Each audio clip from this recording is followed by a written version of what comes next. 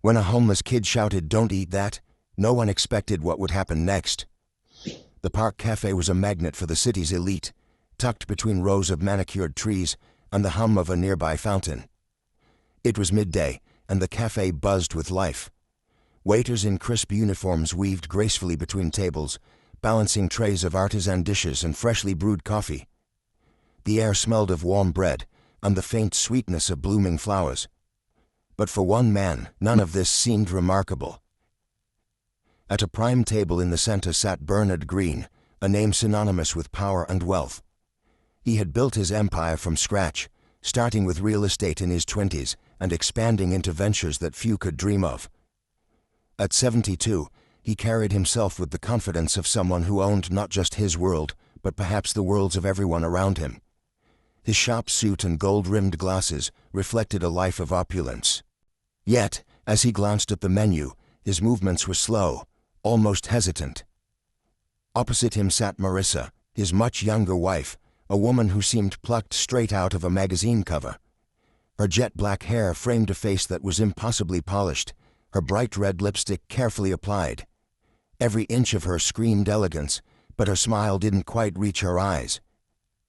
She twirled a diamond bracelet on her wrist absent-mindedly, her attention fixed not on her husband, but on her phone screen. Nearby, a boy lingered just beyond the patio fence. He was small for his age, his oversized hoodie hanging loosely on his thin frame. His dark eyes darted from table to table, scanning plates and pockets, looking for an opportunity. His name was Malik. Though no one in the cafe knew him, his face was familiar on this street, a kid with nowhere to go, always on the outskirts of conversations, on the edges of concern. Bernard glanced at his watch. "You're distracted again," he said, his voice calm but pointed. Marissa looked up and smiled, though there was no warmth in it. "I'm right here," she replied sweetly, reaching across the table to place her hand on his. "You know how much I enjoy these lunches." Malik's stomach growled. He moved closer, his footsteps almost silent as he leaned against the patio railing. His eyes landed on Bernard's table. It was the kind of meal he hadn't seen up close in months. A pristine white bowl of soup, flanked by fresh bread and a glass of sparkling water. But then, something unusual happened. As Bernard adjusted his glasses and picked up his phone, Marissa's hand slipped into her designer handbag. Malik saw her fingers close around a small vial. She twisted it open with a casual flick, tilting her hand ever so slightly over the steaming bowl. The liquid blended with the soup in an instant, disappearing like it had never been there. Malik's breath caught. He froze, watching her stir the soup with the spoon, her expression unchanged. Then she leaned closer to Bernard, her voice low but just audible enough. "After all the trouble I've gone through, you won't ruin this now." The boy blinked, unsure of what he had just witnessed. Was this real? Could a woman who looked so perfect, sitting in a place so polished, really be doing what he thought? But Malik couldn't shake the feeling that something was very wrong. Malik's heart pounded in his chest as he crouched lower behind the railing. He wasn't sure what he'd just seen, but the way the woman's voice carried those cold words, it sent a shiver through him. He clenched his fists, his nails digging into his palms. No one else had noticed. No one else had been paying attention. It was just him. The faint growl in his stomach pulled him back to reality, but his eyes remained fixed on the couple. Bernard looked tired, distracted, his spoon hovering over the bowl as he checked his phone. Marissa was all charm and poise again, her smile bright, her hand resting on her chin as if she hadn't just whispered something chilling moments ago. Malik could feel the weight of the decision pressing down on him. His instincts screamed to walk away. Why get involved? Who would believe a kid like him, a boy in a threadbare hoodie, standing at the edges of a world he wasn't welcome in? He swallowed hard, glancing around at the other patrons. Laughter, chatter, the clinking of glasses. No one cared. No one even noticed him. But his gaze returned to Bernard's spoon, now dipping into the soup. Malik felt his chest tighten. It wasn't just his imagination. He had seen her pour something into it. He knew what would happen if the old man took a bite. His thoughts raced. He didn't know this man, but that didn't matter. Wrong was wrong. The moment stretched endlessly, and then, without thinking, Malik pushed himself off the railing and marched straight to the table. His legs felt like lead, but his feet didn't stop. His voice cracked as he shouted, "Don't eat that!" Heads turned. Conversation stopped mid-sentence. The clatter of a dropped fork echoed across the cafe. Bernard froze, his spoon inches from his lips, his wide eyes locking onto the boy. Marissa whipped her head around, her expression hardening. "What did you just say?" she demanded, her voice sharp enough to cut through glass. Malik didn't falter. His voice was shaky but loud enough for everyone to hear. "She put something in your food. I saw her. Don't eat it." Gasps rippled through the cafe as every patron turned toward the scene. The silence that followed was suffocating. Malik stood his ground, his chest heaving as adrenaline coursed through him. Bernard blinked, glancing between the boy and his wife. "What is he talking about, Marissa?" His tone was calm, but his hand trembled as he set the spoon down on the table. Marissa's composure snapped like a rubber band stretched too thin. She shot to her feet, her chair scraping loudly against the stone floor. "You little liar," she hissed, her voice dripping with venom. "How dare you accuse me of something so vile? Who even let you in here?" The words stung, but Malik didn't back down. His eyes remained locked on Bernard's, desperate to make him see the truth. "I saw her. She poured something into your soup when you weren't looking," he said, his voice steadying as he spoke. "You can smell it if you don't believe me." Bernard's face paled as he turned toward his wife, his eyes narrowing. "Marissa, what's going on?" he asked, his voice quiet but firm. She scoffed, waving a dismissive hand. "He's just trying to cause trouble. Look at him. He probably just wants money or food." She spat the words out like they were poison themselves, her gaze flicking to Malik with open disdain. But the boy didn't waver. He stepped closer to the table, his fists clenched. "I'm not lying," he said firmly, his voice rising.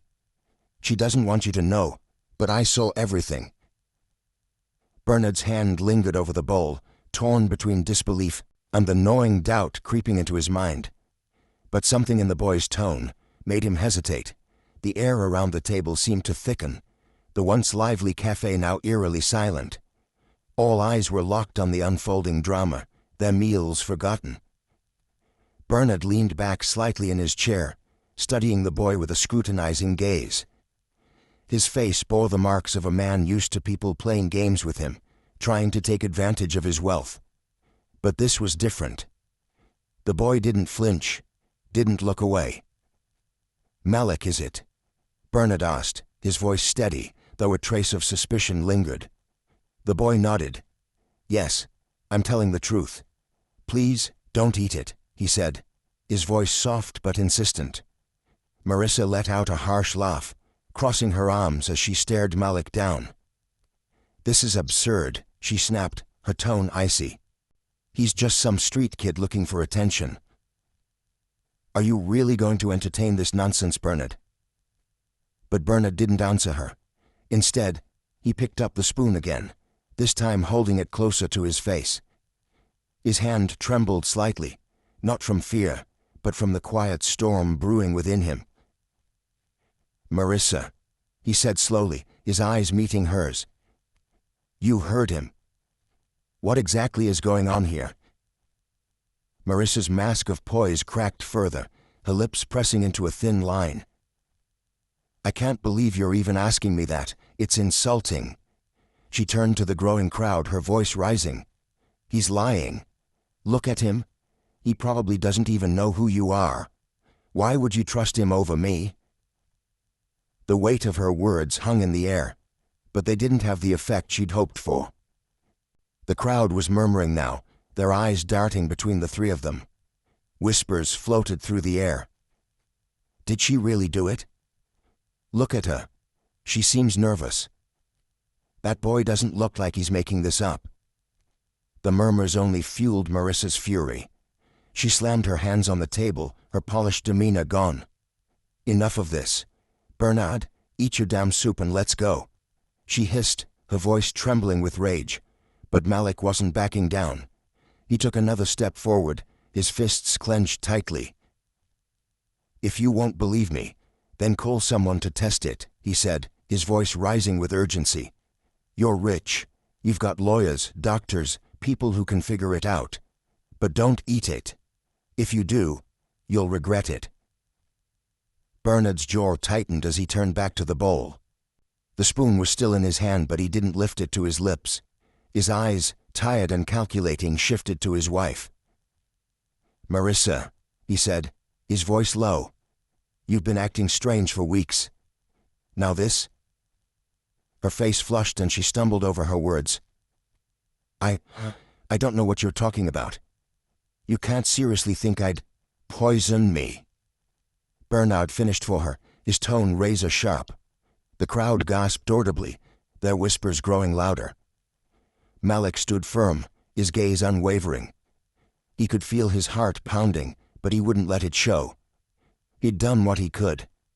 Now it was up to Bernard to make the next move. Marissa straightened up, her expression hardening into something cold and unfamiliar. "This is ridiculous. I don't have to sit here and listen to this nonsense," she said, grabbing her handbag. But before she could leave, Bernard's hand shot out, gripping her wrist with surprising strength for a man his age. "You're not going anywhere," he said firmly. "Not until we get to the bottom of this." The waiter, who had been frozen in place, finally spoke up. "Sir, should I call the police?" The question sent a ripple through the cafe, and for the first time Marissa looked genuinely panicked. She shook her head violently. "Don't you dare. This is just a misunderstanding. Bernard, you can't seriously—" But Bernard raised his hand, silencing her. "Yes," he said, addressing the waiter without looking away from Marissa. "Call them." Malik felt a surge of relief, but it was fleeting. The truth wasn't out yet, and the tension was far from over. The cafe held its collective breath as the waiter hurried inside to make the call. Bernard let go of Marissa's wrist, his eyes never leaving hers. The once polished charm she wore so effortlessly was now unraveling, replaced by a growing sense of desperation. She glanced around, her lips moving but no sound coming out, as though searching for an escape. Meanwhile, Malik stood a few steps back, his hands shaking slightly. He'd done all he could, but now he felt the weight of doubt creeping in. What if the man didn't believe him after all? What if she managed to talk her way out of this? He clenched his fists, forcing himself to stay rooted in place. "Malik," Bernard said suddenly, his voice cutting through the tension. "You said you saw her put something in the soup. Can you describe it?" The boy nodded quickly, stepping forward. "It was a small bottle, like one you'd use for medicine. Clear liquid. She poured it in when you were looking at your phone, then stirred it. I swear I saw it." Bernard's face tightened. He turned to Marissa, who was already shaking her head. "This is absurd. He's lying. Why would I—" But Bernard cut her off. Why would he lie? What could he possibly gain from this? The crowd murmured again, and the sound of sirens in the distance added to the charged atmosphere. Marissa's eyes darted toward the sound, and for a split second, her carefully crafted facade slipped completely. She looked cornered. Then, as if grasping at straws, she rounded on Malik. "You've been spying on us, haven't you? Trying to cause trouble because you're jealous of people who actually have something." The words hit Malik like a slap, but he stood his ground. "I'm not jealous," he said firmly. "I saw what I saw, and I couldn't just stand there and let you hurt him." The sirens grew louder, and soon 2 police officers entered the cafe. The room seemed to shrink as they approached the table, their hands resting on their belts. "What's going on here?" one of them asked, his tone neutral but authoritative. Bernard stood, his towering frame still commanding respect despite his age. "Officers, I need you to take a look at this," he said, gesturing toward the bowl of soup. This boy claims my wife poisoned it." The officers exchanged glances, their expressions carefully blank. One of them leaned down, sniffing the bowl cautiously, then turned to Marissa. "Ma'am, do you have anything to say about this?" Her face turned crimson. "This is ridiculous. He's just a street kid trying to make trouble. Bernard, you're really going to let this nonsense go this far?" But the officer wasn't buying her deflection. "We'll need to test the contents," he said, reaching for the bowl. "No," Marissa snapped, her voice rising. The outburst drew even more attention, and her sudden panic only made her look guiltier. The officer paused, narrowing his eyes. "Ma'am, is there something you'd like to tell us before we proceed?" Marissa hesitated, her chest rising and falling rapidly. She looked at Bernard, then at the officers, her hands trembling as she clutched her handbag. Finally, her resolve crumbled. "Fine," she spat, her voice low but dripping with venom. "You want the truth. I'm tired of living in his shadow, tired of his control over everything. He was never supposed to make it past this year, and I—" She stopped abruptly, realizing too late that she'd said too much. The cafe erupted in gasps, some patrons pulling out their phones to record the scene. Bernard's face went pale as the weight of her confession hit him like a truck. The officer stepped forward, his expression grim. "Ma'am, I'm placing you under arrest for attempted murder. Please put your hands where I can see them." Marissa's composure shattered completely. She screamed, trying to wriggle free as they secured her hands behind her back. "You don't understand. I deserved everything he had. Everything," she shouted, as they led her away, her voice echoing through the stunned cafe. Bernard sank back into his chair, his hand trembling as he pushed the soup away. For a moment he said nothing, his face a mask of disbelief and betrayal. Then his eyes found Malik, who stood frozen, unsure of what to do next. But as Bernard's gaze softened, a flicker of gratitude replaced the anger in his expression. Malik hadn't just saved his life. He'd revealed a truth Bernard would have never seen coming. The cafe slowly returned to a low hum of whispers and murmurs as the officers escorted Marissa out, her protests fading into the distance. Patrons exchanged wide-eyed glances, still reeling from what they had just witnessed. Some looked at Bernard with pity, others with curiosity. But Malik didn't move. He stood rooted to the spot, unsure if he was supposed to stay or slip away quietly. Bernard turned to the boy, his face still pale but his eyes now steady. "Malik," he said softly, gesturing to the seat across from him. "Sit." Malik hesitated, glancing around at the onlookers, but Bernard's voice carried a weight that made him obey. Slowly, he sank into the chair, his shoulders tense. "You saved my life," Bernard said, his voice low but firm.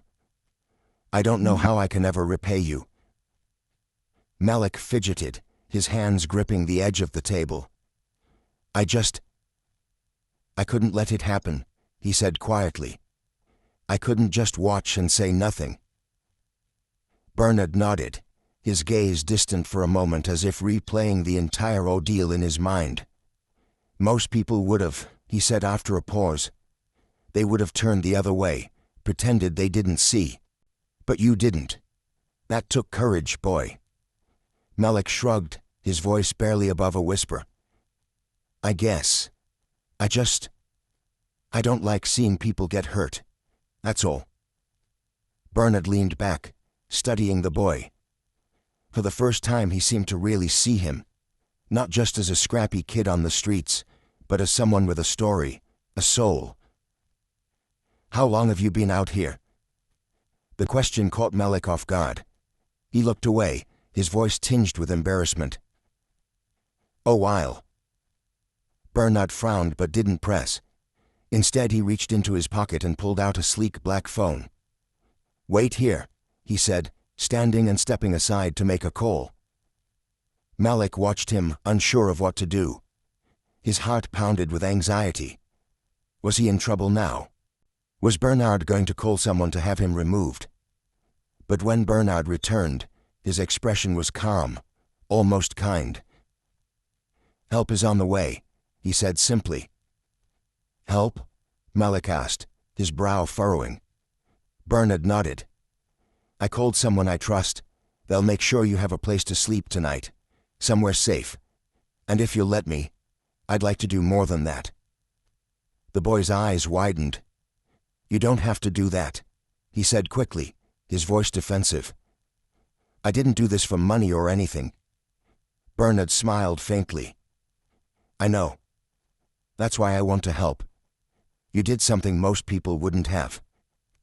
And trust me, Malik, if the world had more people like you, it would be a much better place." For the first time in a long while, Malik felt a warmth he couldn't quite describe. He looked down, unsure of what to say. The cafe patrons began to disperse, but the weight of what had happened lingered in the air. Bernard picked up his glass of water, taking a long sip before speaking again.